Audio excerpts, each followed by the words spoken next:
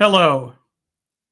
Thank you for joining us for our first Shining Light on Shadows, a candid conversation about mental health of 2025. Our guest today is Carole Peters, CEO of United Way Next, advocating for yourself, your children, and others. My name is Neil Parekh. I'm the co-host of the show. Dawn Helmrich Newberg is my co-host. We have been hosting this show for just under a year. February will mark a full year, but we're kind of thinking of this as the second year. Happy New Year's to everyone. And for folks watching the replay who are getting the very beginning of the show, thank you for taking the time to watch it, even though you couldn't watch it live. We are live on Facebook, Twitter, LinkedIn, YouTube, Instagram, and my website. We're live on both of our Facebook accounts, mine and Dawn's, and both of our Instagram accounts. Please like, comment, share, retweet, tag your friends, do all the things you do on social media to engage with the show, but also to let people know that we're going to be having another very important and personal conversation about some of the challenges that we face. Our goal has been to reduce the stigma around mental health. And Dawn, it's been an incredible ride so far. Still can't believe that it's episode 21 and that we're in effectively year 2. Yeah, it's pretty crazy, but amazing, absolutely amazing. So much great positive feedback from people and some amazing guests, and we're certainly not lacking in guests for this upcoming year either. Although we will take new guests for sure. Yes, we definitely we are always looking for guests, and but we're one of the reasons that we we're felt comfortable going into 2025 is that we already have several guests lined up for the next several weeks, in fact, and people who have reached out to us who expressed an interest in joining but hadn't been able to. One of the guests will just jump right in to talk about next week's show, or not next week, 2 weeks from now. Melissa Ludtke is going to be joining us. She, we're going to be talking about keeping quiet about clinical depression. Our next show is going to be January 23rd. We air the show the 2nd and 4th Thursdays of the month. Melissa is actually a very well-known sports journalist. I've interviewed her for another show that I do, the Sree's Sunday New York Times read-along. She actually helped open up locker rooms in Major League Baseball for female reporters back in the 70s. She sued Major League Baseball, but she also fell into a deep depression just after that time and was hospitalized, and she is going to share her story with us. So we're thrilled that she will be with us in just about 2 weeks. We also want to thank everyone who has watched the show and who's joined us. We'll do a quick hello to some of the folks who have already logged in. Apollo is watching from Philadelphia and wishing everyone a happy New Year's. Apollo is one of my colleagues at Digimentors, which I'll talk about in just a moment. Stephen Kaplan is another colleague at Digimentors, saying hi, Neil and Dawn. Great to see you guys continuing to grow this important community with your hard work. Stephen is a former guest on the show. And Stephen, thank you for your willingness to share your story last August. We really appreciated that. Another former guest, Kate Easton, is not just a former guest, but a close friend to Dawn and Jim. Jim is Dawn's husband. I got to know her as well, and she's also where is she, Dawn? She's downstairs. Down there, right? Yep, downstairs. she's downstairs. She says, "Congrats on a second year." Dawn and Jim live upstairs from Kate. My mom is joining from Tampa, Florida, where she is for the winter. Hi, Mom. Thank you very much. It it's always great when my mom is able to watch. My sister often watches when she can, although it's 4 p.m. Pacific time in Seattle, but she does log on when she can. And then we have a few other folks. Crystal is watching, saying hi to Dawn.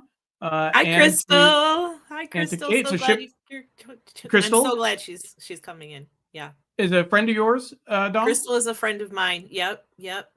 So glad you can watch, Crystal. It's great. That's great. And then we have this Jim Newberg guy who is not down there, but that way somewhere, right? Or that way? Yep. In the other room. And then my aunt, in fact, my mom's sister is watching from Toronto. She's actually my godmother. She's watched several episodes. So Neela McKim, I call her Neela Masi in Gujarati. That means mother's sister, the Masi at the end. So thank you for watching. I appreciate it. I want to give a quick mention to Digimentors. That's the production firm or the consulting firm that Sri Srinivasan started several years ago. I'm the vice president of events and communications. They provide pro bono support for producing the show. And I'm always thankful, not just for the support I get from our leadership team, Sri and others, but as you see, a number of my colleagues help spread the word about the show. They watch, they comment. So Digimentors does digital marketing, events, and digital programs like this, strategic communications, training, and workshops. And we also help with staffing and recruiting. We're also doing a lot of work with AI. So thank you very much for the support I get from Digimentors. It does mean a lot. We have been, as I mentioned, been doing this show for about a year. We produce it twice a month, the second and fourth Thursdays of the month, always live. And it's been a great,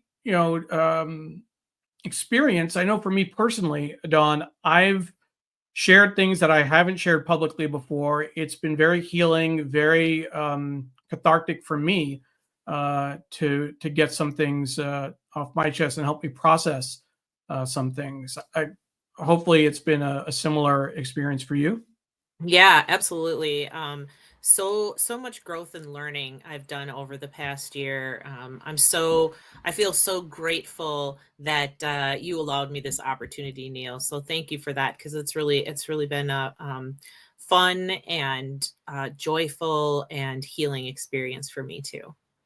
Well, I asked Dawn if she would be a guest on the show that I was cooking up, and not only did she say she'd be a guest, she said she would co-host it with me every month, twice a month, which is great. Before we bring Carole on, I do want to just remind folks about the show we did at the end of December, our last show of 2024, because it was very impactful, and it really did. It almost tees up the conversation we're going to have with Carole. Shauna Presley Vircher was our guest, finding happiness and healing after trauma. And it really was a great show. Very quickly, we talked about some of the key steps to finding happiness and healing, practicing self-care, creating a circle of true support, doing something that gives you purpose, doing something that to serve others, doing one small attainable item on your to-do list, writing down a plan to tackle a big goal, finding an activity that is your church, learning how to embrace failure, and forgiving your younger self. And that she closed with changing your inner language. You can learn more about that show and read the blog posts that we wrote associated with that if you go to my website, neilparekh.org, Shining Light on Shadows. You can find blog posts, previous shows, and more. But that show in particular was very meaningful, and it really did give Dawn and I both an opportunity to reflect on all of those kind of pieces of advice and how we have either successfully integrated those or sometimes been challenged by some of those issues. So without further ado, I do want to bring on Carole. She wrote a blog post as well for this show. And it kind of tees up her story. I'll just bring that on real quick. Shining light on shadows, being a fierce advocate, living with your heart wide open. And kind of the general description isn't a quote per se, but how adverse childhood experiences and a passionate interest in people's stories led to a lifetime of advocacy. With that, I want to bring on Carole Peters. Carole, hi, thank Neil. you so much for joining us. Yeah, hi, Neil and Dawn. It's great to be here. Thanks for inviting me. I am honored to be a part of tonight's show. And I was very much aware that you two were out here doing this work and excited about just the opportunity to be a part of it. Absolutely. Thank you. Thank you so much. And this goes back actually several months. We had talked to you, I think it was back in April, March or April, even early on, when we needed a last minute guest, and you jumped at the chance and said yes. The scheduling didn't quite work out then, but then we were able to find a date. And when we talked again in October, we did actually a webinar. Dawn and I joined a United Way Next wellness webinar to talk about this show and talk about kind of our own experience producing the show. So thank you for having us on that platform and letting us share our story. But in the middle of that conversation is when when you agreed to do the show, and I put a card together real quick to announce it. Before we get into your story, I just want to give people some context. I mentioned United Way Next. United Way Next is the alumni organization, effectively, for folks who have worked at United Way worldwide or local United Ways around the country. And as people know, Dawn works with United Way of Greater Milwaukee and Waukesha County. That's how I met her several years ago when I worked at United Way worldwide.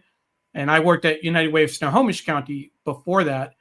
Carole, I first met Carole several years ago. You were at United Way, I want to say McHenry County. Is that Greater McHenry County? Greater McHenry County years ago. And you joined United Way Next as the CEO just about 2 years ago now?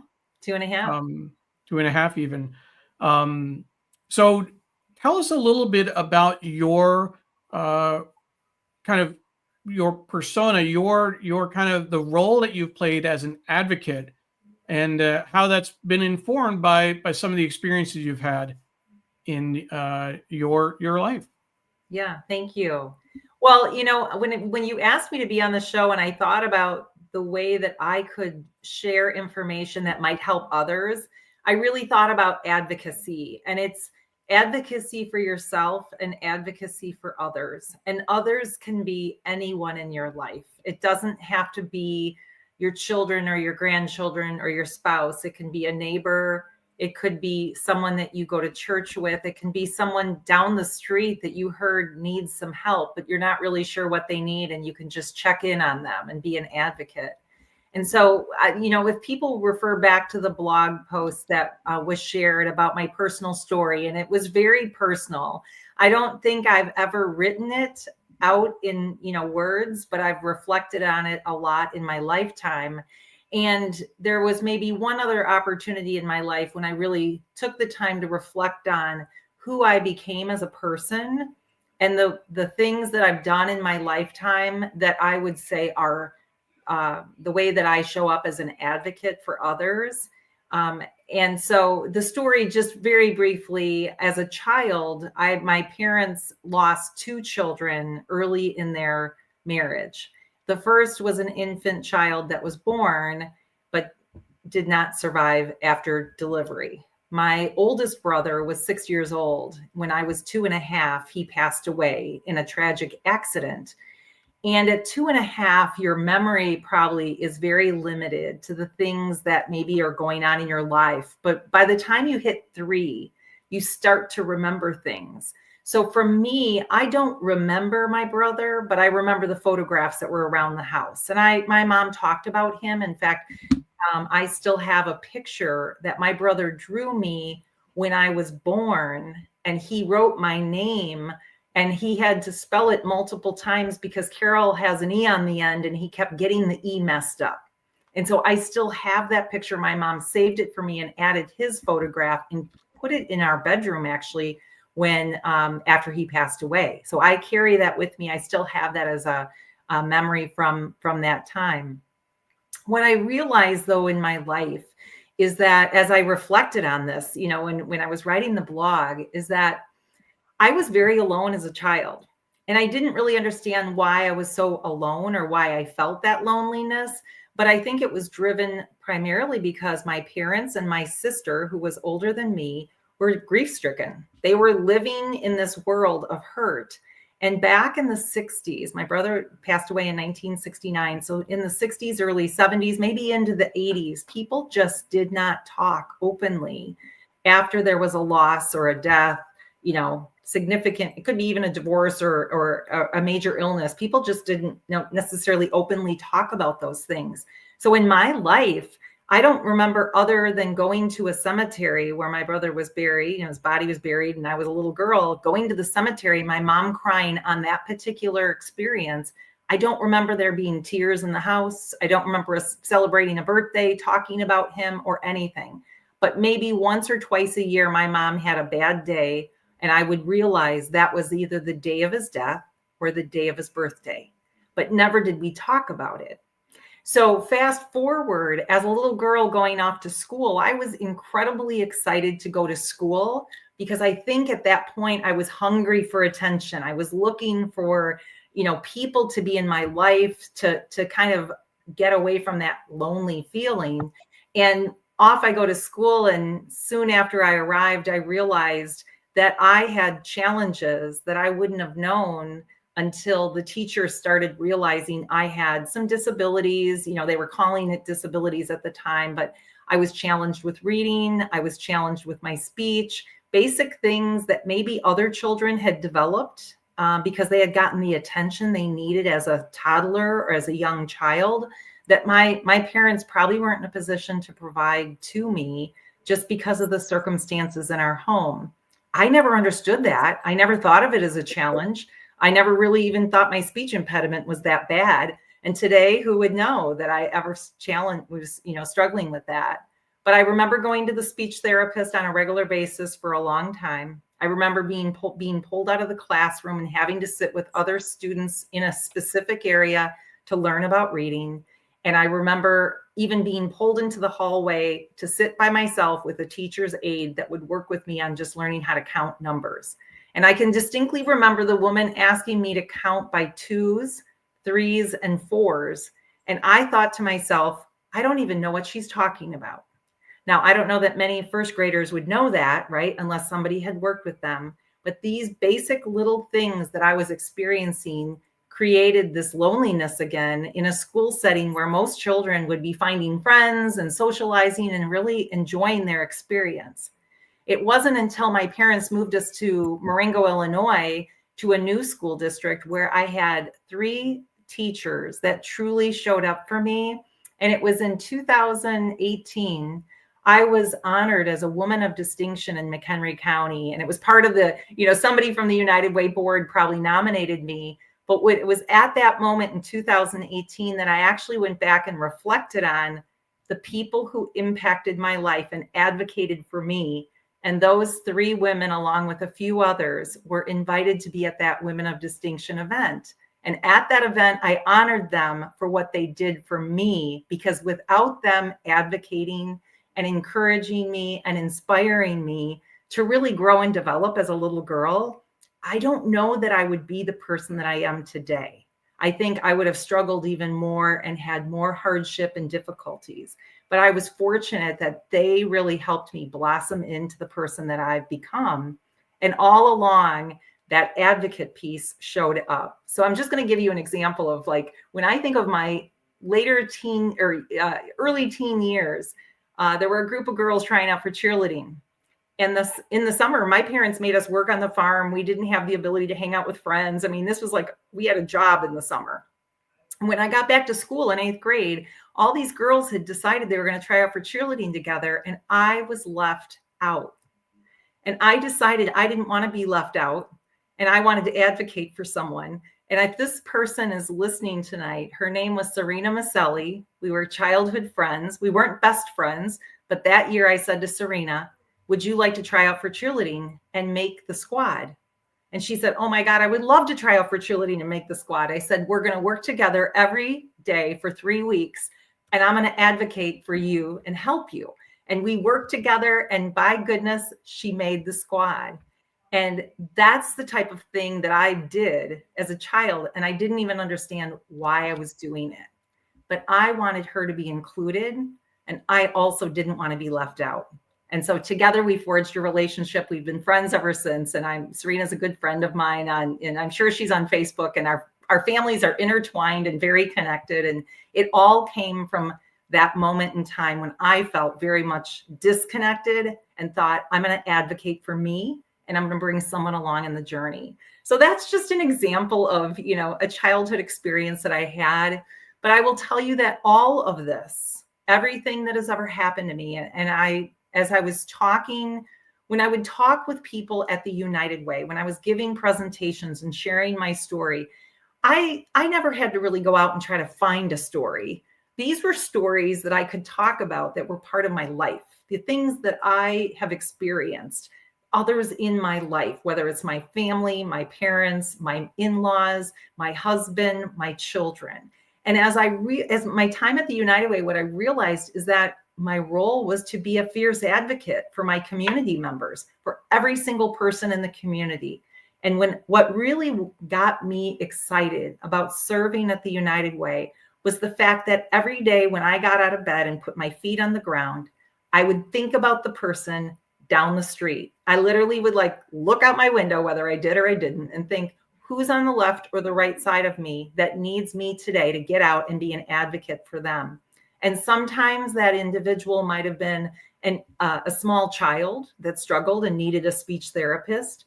The next day, it could have been an elderly neighbor who didn't have a walker and they couldn't afford to get transportation to get them somewhere. And we advocate to find them the equipment that they needed in their home so that they could move around and, function as normal people. It could be anything, right? And so this is what's really inspired me. I think my whole life is thinking about others. And then I think the last thing I'll share is that I shared this a little earlier with Dawn as we were prepping for tonight. What was really unique in my childhood, and I never understood it, was that my parents took my sister and I to wakes and funerals all the time. They didn't have a babysitter. They didn't leave us with someone. They brought us along. And many times we were the only children there. And when I was, 5, 6, 7 years old, all I could think was, do we have to go to these every week? I thought it was something you were supposed to be doing. I didn't understand that it was part of my parents were going to go to this because these were their friends or their friends' children. And then later in life, there were people that my mom got to know in the neighborhood. And those people were nervous about taking their children to a wake or a funeral. And my mom actually encouraged them to do it while they were young versus waiting until they're older, because most people wouldn't have had that experience.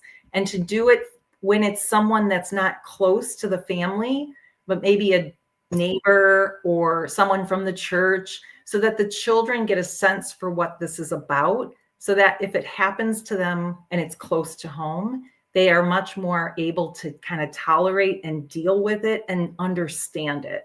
And so anyways, those were just some of the things that, as I was reflecting on this journey in my life, I just am so grateful, I would say, that my parents had the forethought, though they had dealt with so much, that they brought us children along in this journey. And when I got the job at the United Way, I said to my mom, the only way that I could do the work that I was challenged to do and honored to do in my community was because of the great example that my mom and dad set for me as advocates for others. And they advocated for us as children. They advocated for other teenagers in the community and just helped an incredible amount of people through their desire to do good for others. And I think that's what's inspired me along the way.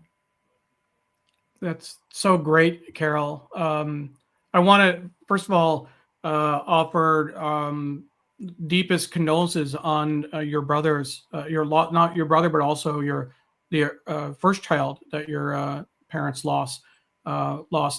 Losing a child and a sibling, and kind of the impact that it has on the family, I don't think can be overstated. And appreciate you sharing that with us. I can only imagine what that would be like.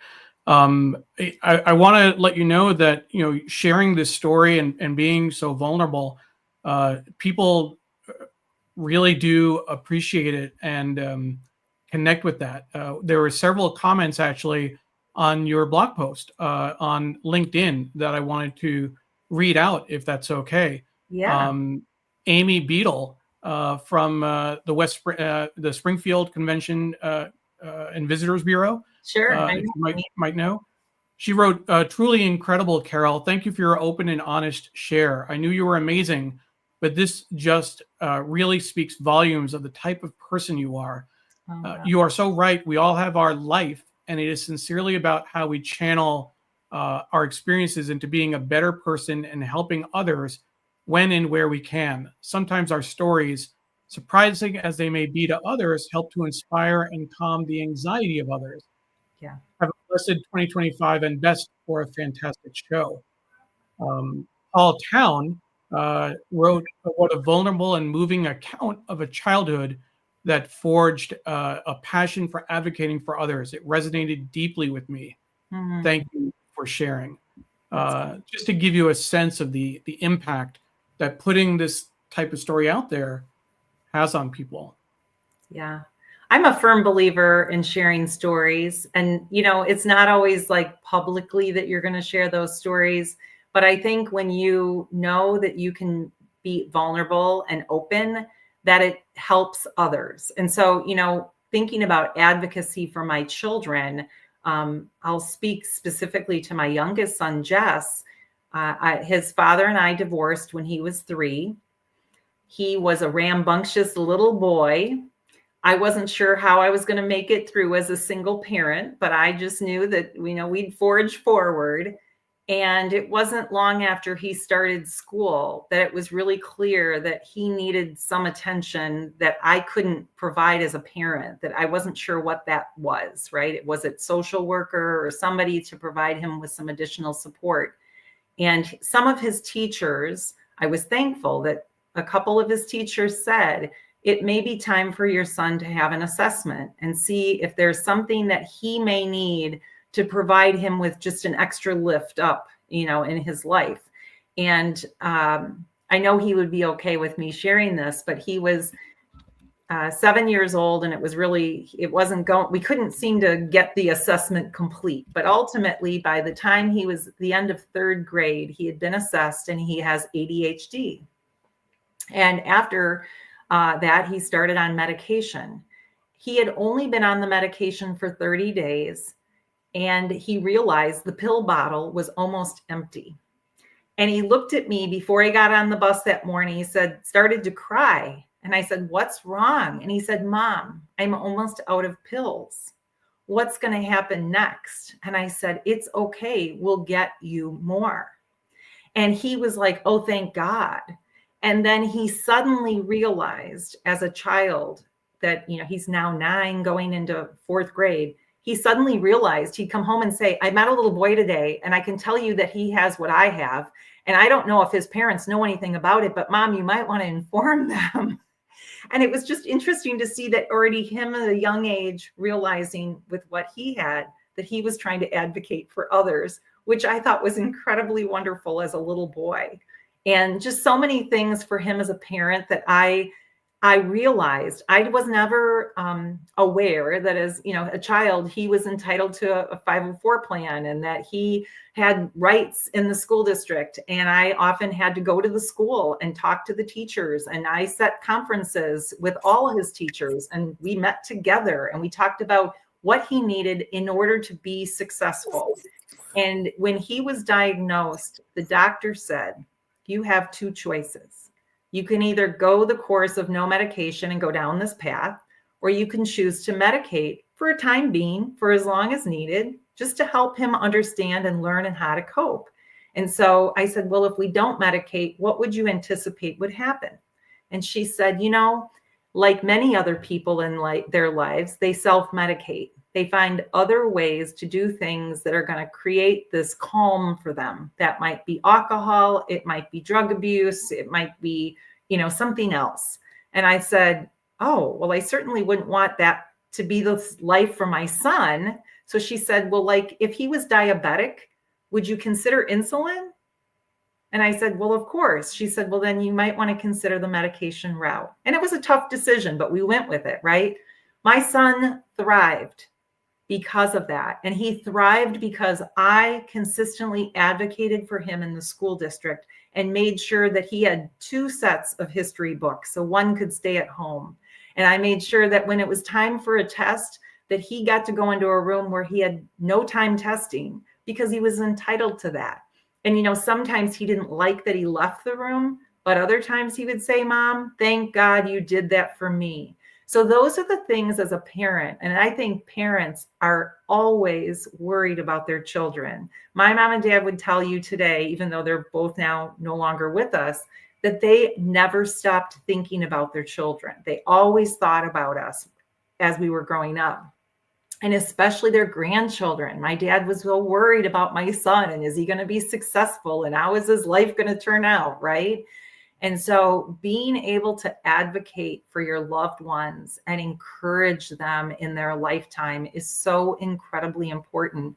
And I think the time that my son and I spent through that challenging time of when I first divorced to when he was diagnosed to his whole childhood of growing up with ADHD, he calls me all the time now and talks to me about his life and what's going on. And he can ask me questions and he knows that I'm not going to be judgmental, that I'm really going to be encouraging. And again, an advocate for him at this phase of life, whatever it is he's dealing with. So I just think, parents need to be encouraged that when they struggle with something with their kids, it's okay to go out and advocate for them and encourage the children too, to be self-advocates. Sure. Dawn, you wrote a blog post as well. So I want to bring that in. Standing up for myself and others as a way to connect with the world. A life of advocacy built on difficulty in elementary school, an alcoholic father, and a violent rape.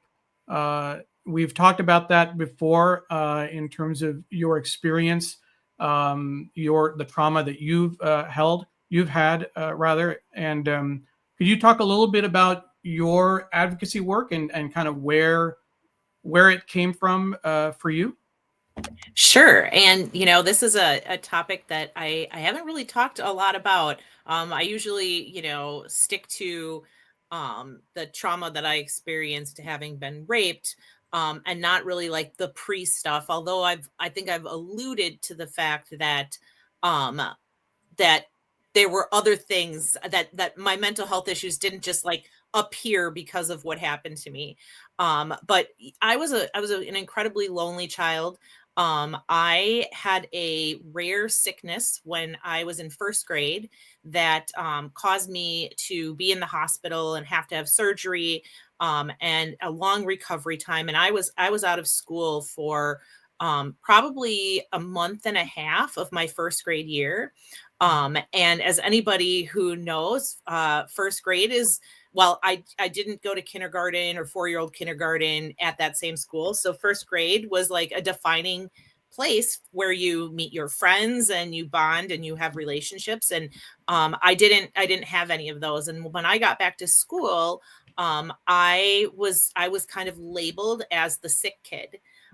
And because I didn't have something that was really easily explainable, is a very rare thing. Nobody really knew what to do with that. So I think people were afraid, like maybe they could catch something, or, like I was like damaged in some way. And so I spent a lot of time being alone, being very lonely, sitting by myself in the lunchroom. Kids would like throw food at me and make fun of me. And I spent 8 years in that environment from 1st through 8th grade in that Catholic school. And it was a very, very lonely time.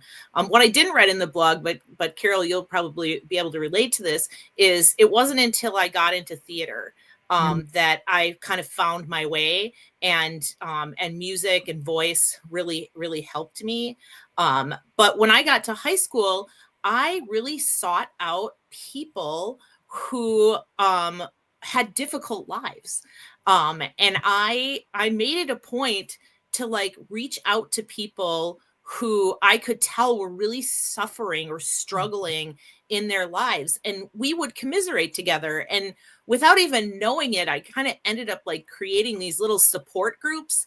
I found other people whose parents were alcoholics, and we would, sit together at lunchtime and like talk about our experiences and what happened the night before and things that went on.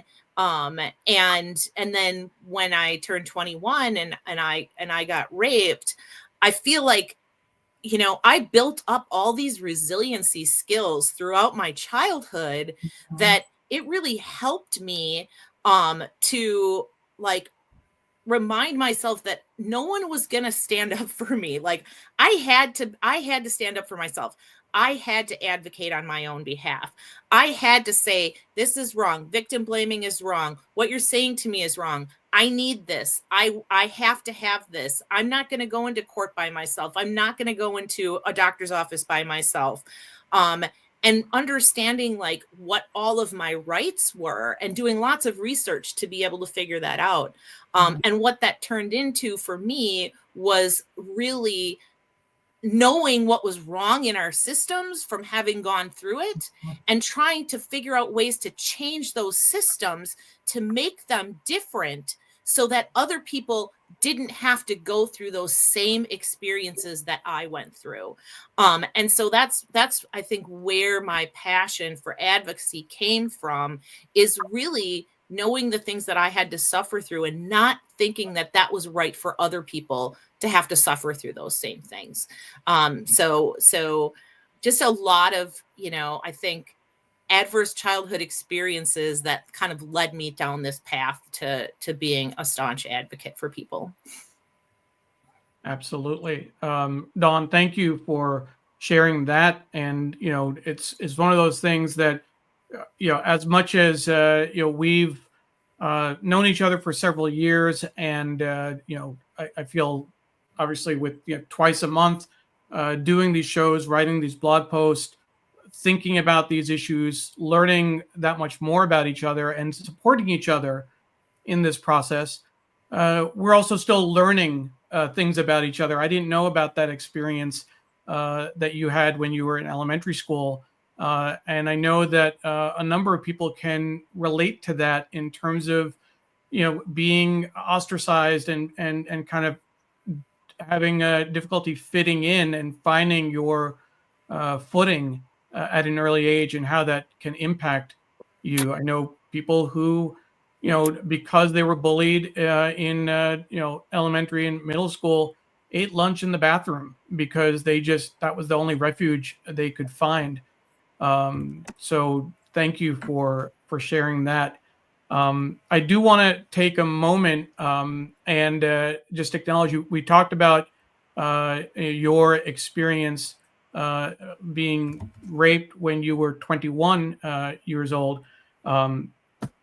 As folks who have watched the show know, Dawn wrote an incredible book, The Blue Flower Curtain. I am proud to say that after 2 months of talking about the book and holding up and telling people they should read it, I finally read it. I took it with me over Christmas vacation. I was able to sit with it for about 20 pages, and then I had to put it down. But then I read the rest of it in one sitting, and it was an incredible story. Dawn went through court transcripts. She traced back what she was feeling at various times, before the attack, afterward, in the immediate aftermath, and then in the years since. Anyone who is interested in learning more about how people can come back from that type of experience, and really engage in advocacy and embrace advocacy as part of their healing, should definitely get the book. You can get it from Amazon. I'll put the link in both in the Facebook streams and also on the screen here. But Dawn, I just want to just give you all sorts of kudos for what you put into that book and how much you shared of yourself. It really was powerful. And I remembered as soon as I finished reading it, I had to send you a message, even though you were on vacation, enjoying time with your family. Hopefully you weren't thinking about these issues, but I had to tell you how much, how impactful it was. Thank you. Well done. Thank you for that. Appreciate that, Neil. Absolutely. I was just going to say, I also read the book and it was fantastic and it was hard to read. I shared with Dawn that there was parts of the book that you wanted to put it down because you didn't want to keep reading, but you didn't want to put it down because you wanted to hear the rest of the story. And so what an awful thing to have happen. But just as you mentioned, the resiliency that you have been able to experience through your lifetime because of the challenges that you may have had early on in your life.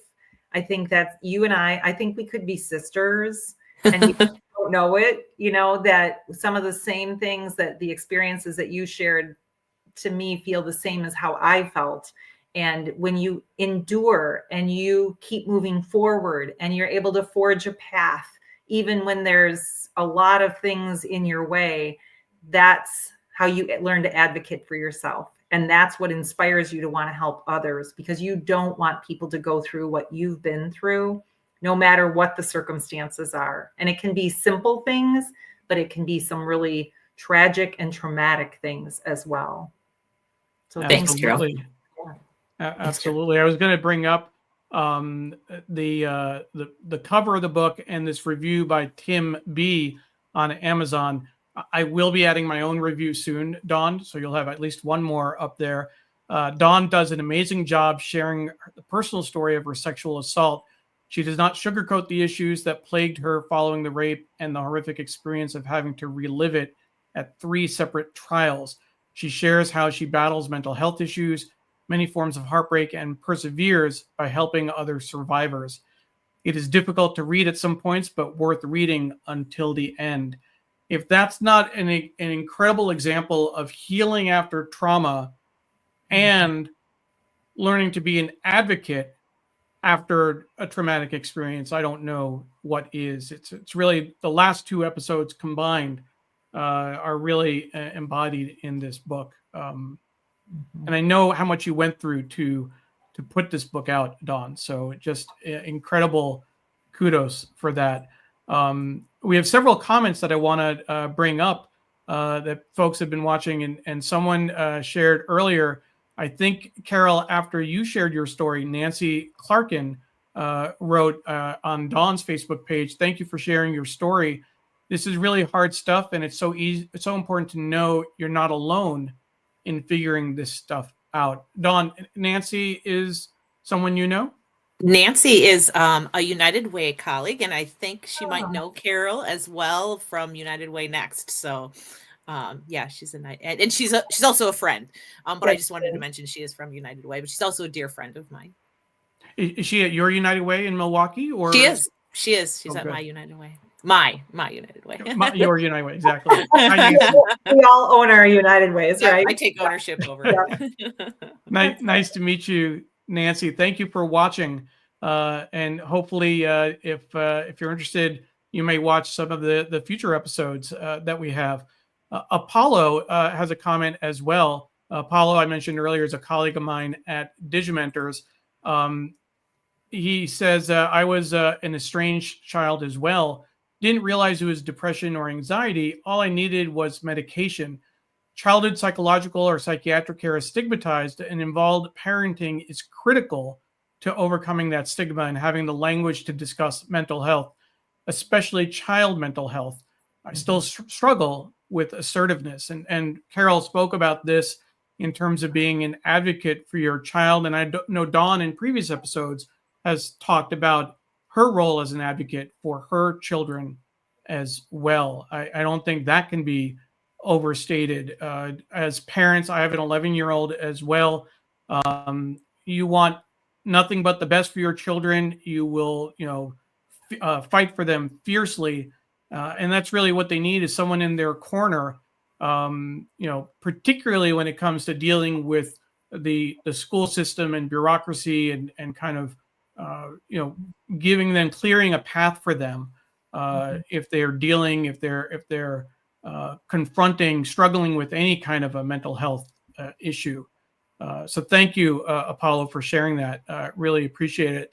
Don Scott Kinderman from the Milwaukee area says it's a truly powerful telling of truth. This was in reference to your book. I know Scott from the show I did with Candace Sanchez, Unspoken Conversations with Candace. Scott, thank you so much for joining us.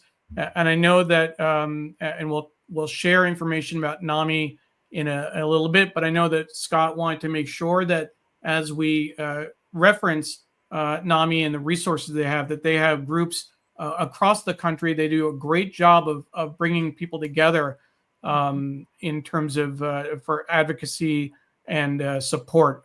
So Scott, thank you so much for watching and for sharing that insight about NAMI that you shared with me. Dawn, my mom has praise for you. Your book will motivate others to express their feelings with similar experiences. Congratulations. And our hope is that this show in general will help motivate people. And you don't have to be a guest on the show. You don't have to write a blog post.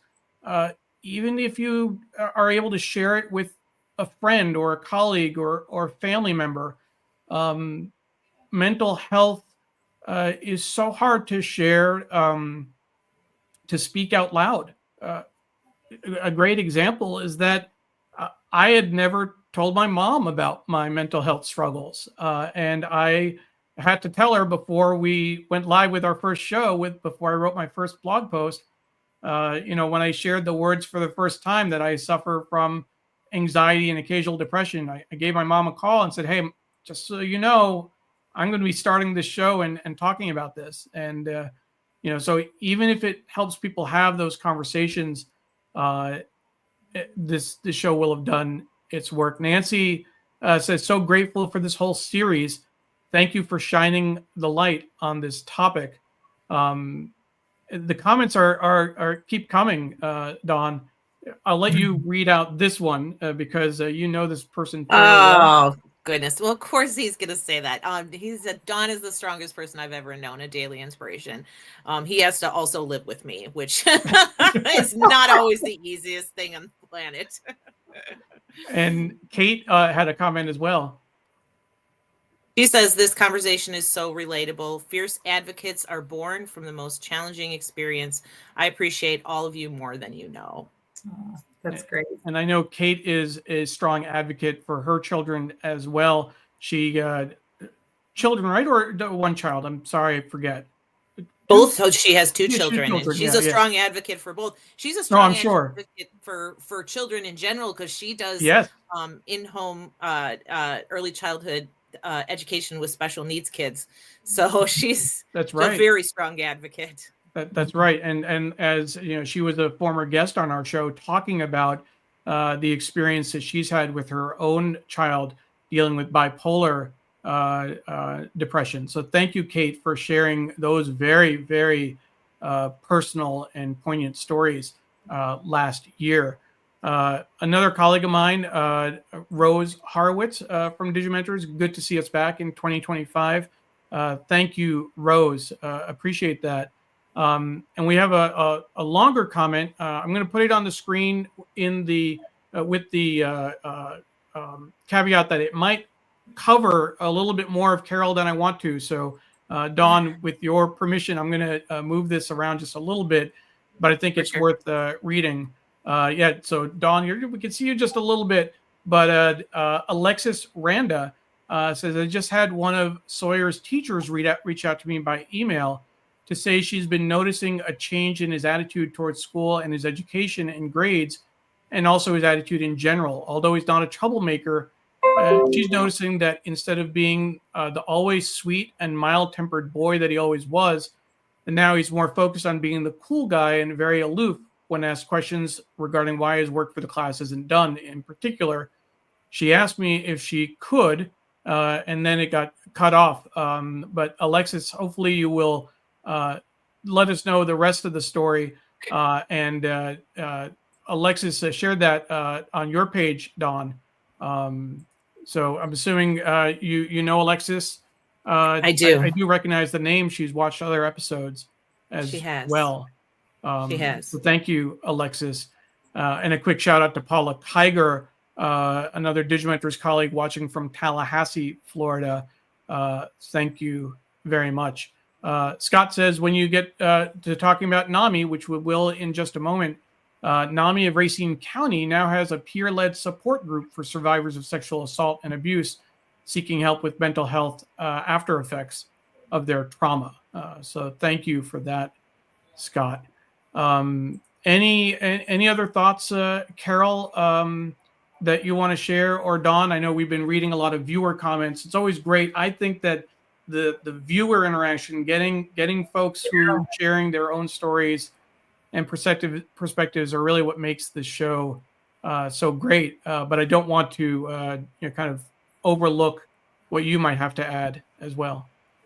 Yeah. So, for the person that posted about her son and the changes, I think that that's an indicator when a teacher reaches out or a parent notices something different, to not hesitate, to kind of dig deeper, right? And it may not be that there's something major going on, but it's just like a little red flag. It's kind of like hey, something's going on. And it may even be an indicator that the child is actually raising the flag, but the parent sees it as the child's aloof or the child's doing something wrong.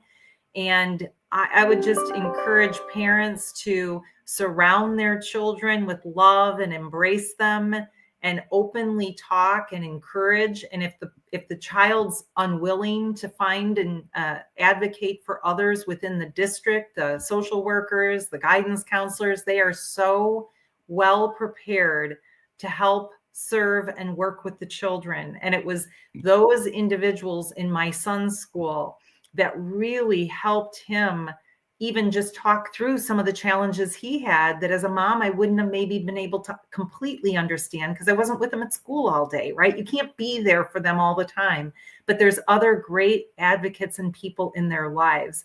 And I think that just dovetails right back to those 3 teachers that were there for me. And they were the ones that I went to on a regular basis for just simple little things, but it helped me in my journey. And I think for that mom, I want her to feel hopeful that it's okay, right? This is okay. I want to finish her comment because it's very relevant to what you're saying. She said she asked me if she could be his advocate at school. So her and I are now a team because of her stepping up and wanting to help from within the school. I know I couldn't have done it without her, but he's already turning around. It means a lot to me that a teacher noticed my boy and offered to help. This may be the time that he could have gone one way or the other, but with her noticing and advocating her time, she may have been saving him from going down the wrong road. So exactly to your point. So I'm glad that I found her comment because that's so relevant to what you were just talking about. And I will end by saying this. My husband is now a retired school teacher, but he was an English teacher and he worked with children of all ages, or all levels in high school. And what he found in the writing that the children, that these students would do is they would often share their innermost secrets in the words that they wrote in the papers they submitted to him. And only he would know because he was honored to read the paper, right? Or in that position to read the paper. And he said he always knew something was going on, and he would talk to those students, and he wouldn't say something that was so obvious, but he would just say, "Are you okay?" It might have been a touching them on the shoulder in the classroom to say, "Hey, are you with me?" Something that just made that individual know that he was there for them. And he was an advocate. He didn't have to do a lot, right? So that's if I want to leave people with a thought tonight about the inspiration to think about others, is when you see something and something's not right, or something feels off, or something feels like, gee, should I say something? Do it. Because go with your gut, live with your heart wide open, and realize that's people, they need it. They need it right in that moment. And you don't really understand it until you extend the hand or extend the olive branch. And time again, in every conversation I have with people, I always start my conversation with, "I want to know more about you and your story." And then I hear all about them, and they tell me secrets that I'm thinking, I'm so privileged to know.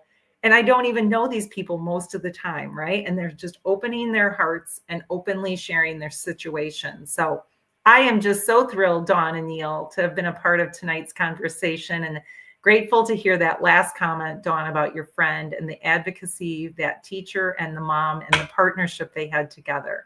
That's what it's really all about. Absolutely. Thank you. Thank you, Carole. I want to make sure we share some of the resources that we usually share during the show, NAMI, and some of the data as well. 1 in 5 adults suffer or have suffered from mental illness at some point in time. That's from the National Alliance on Mental Illness. And if you want to learn more, first of all, if you need to reach out to them, they have a helpline, 1-800-950-6264, 1-800-950-6264. You can also go to NAMI.org or text helpline to 6264. We also share stats from Mental Health America and their resource. Mental health and substance use conditions are common. 18% of adults have a mental health condition. That's over 43 million Americans.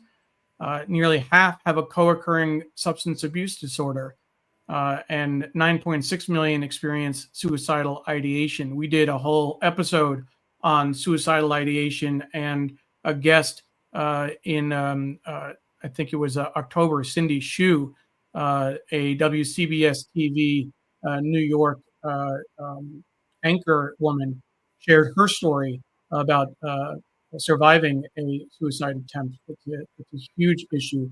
So thank you so much for everyone who joined us for that episode.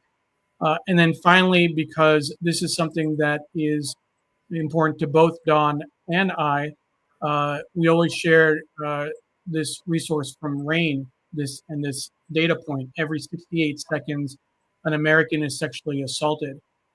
RAINN is the Rape, Abuse, and Incest National Network, and their national sexual assault hotline is 1-800-656-HOPE, 1-800-656-HOPE. Dawn referenced her story earlier. I also was abused by a neighbor when I was 7 years old, and certainly it's informed a lot of my work and my thinking, and it took a while for me to understand the impact it had on my own mental health. So it's always something that we refer back to, and we want to make sure that people have access to these resources. Carole, again, thank you so much for joining us. We are so appreciative of people who are willing to come on and share their story and reach out to people. And as we mentioned, even writing your blog post, there are people who will read the blog post and not have a chance to watch the show, but you have given people not only of yourself and kind of opened yourself up to people. And I know that even sharing this with our United Way Next colleagues, it gives them another dimension on your life and kind of an understanding, and that's not easy. So thank you so much for doing that. And of course, Dawn, I'm always grateful to have you here co-hosting this show and leading this conversation. I have looked to Dawn for inspiration in terms of sharing, commentary about mental health in public spaces. Dawn is, has always been willing to share exactly how she's feeling and what she's struggling with on Facebook, and that's helped me open up as well. I'm going to make a public plea, Dawn. Whatever you're experiencing with social media, and a lot of people are challenged with social media, and now that Facebook and Meta are doing away with fact checking, that's a whole different thing. But as long as you can, please try and stay on Facebook to keep sharing and keep challenging people, because it makes a huge difference. If you do have to leave, I understand, but I am going to just make a public plea that we need you and voices like yours out there. I'm just going to say that. Thank you, Neil. Thank you. Dawn's like, oh my God, I'll have to quit tomorrow. Now I can't. Oh man, I got to go at least one more week. Right. If you joined us late and you missed the early parts of the show, as soon as we're off the air, the show will start again on Facebook, on Twitter, on LinkedIn, on YouTube, on my website in just a few minutes after we hit after we end the show. And we encourage you to continue to comment and continue to share it with folks. And we hope you will join us in 2 weeks. Again, our guest will be Melissa Ludtke. Will be episode 22, keeping quiet about clinical depression. She is a sports journalist and actually helped open up locker rooms, Major League Baseball locker rooms, for female reporters back in the 70s. But she also suffered a debilitating bout of clinical depression and had to be hospitalized. So she will be joining us to share her story Thursday, January 23rd at 7 p.m. Eastern, 6 p.m. Central, 4 p.m. Pacific. Thank you, everyone, for joining us. And we look forward to having you continue to connect with us and continue to support each other. Thank you very much. Thanks, Neil. Thanks, Dawn.